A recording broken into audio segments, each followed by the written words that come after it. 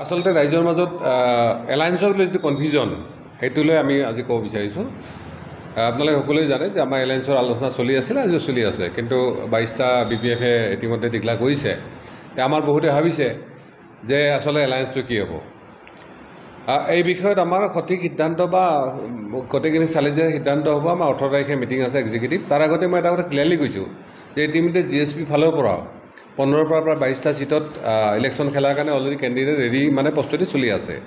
সেইকাৰণে মই এটা কথা ক্লিয়াৰলি কৈছোঁ যে যিবিলাক ছিটত GSP থাকিব তাত GSP বাহিৰে বেলেগৰ কোনো কথা নাহে, আৰু যিবিলাক GSP নাহিব, কাৰণ আমি যিটো 40টা ছিট দেখিলোঁ, বাকীবিলাকত আমাৰ যিটো জেনেৰেল কাউন্সিলৰ সিদ্ধান্ত যে BPF-ক আমি ছাপোৰ্ট কৰিব লাগে, তেওঁলোকৰ সেই কাম সেই সিদ্ধান্তটো ভাল আছে।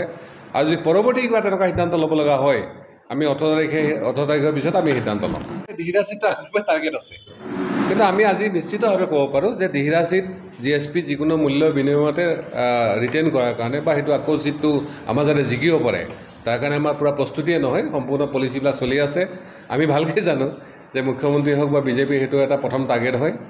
অকল সেইটোৱেই নহয়, আপোনালোকে দেখিছে যে BPF-ৰ তাতে কেণ্ডিডেট ঘোষণা কৰিছে, APP-লৈও ঘোষণা কৰিব, কাৰণ GSP যিটো দিহিৰা যিটো অপেন ছিট তাত সকলোৰে চকু আছে। কিন্তু দিহিৰা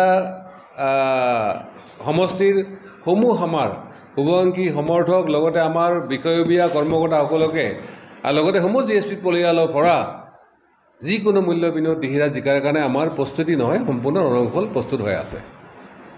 18 তাৰিখত গোটেইখিনি পিছত হয়তো 18 তাৰিখেও কিছু ছিট ঘোষণা হৈ যাব পাৰে।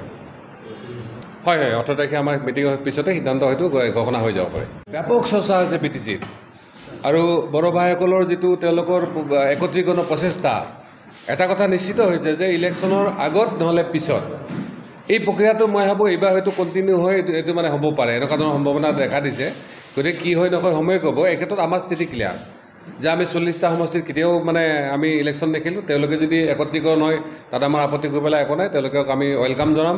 কিন্তু আমাৰ ৰাইজৰ যিখিনি অধিকাৰ মৰ্যাদাৰ প্ৰশ্নত আৰু ভৱিষ্যতৰ BTC-ৰ শান্তি, প্ৰগতি আৰু ভাতৃত্ব, এই তিনিটা উদ্দেশ্য ৰাখি আমি পৰৱৰ্তী সিদ্ধান্তবিলাক ল'ম।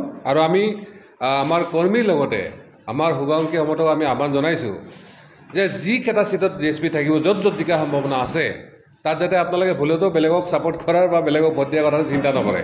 সেইকেইটা ছিটত যাতে কেৱল GSP-ক মানে আপোনালোকে ভোট দিয়ে, এইটো আমি বা GSP কথা চিন্তা কৰে, সেইটো আমি আপোনালোকক অনুৰোধ জনাইছোঁ।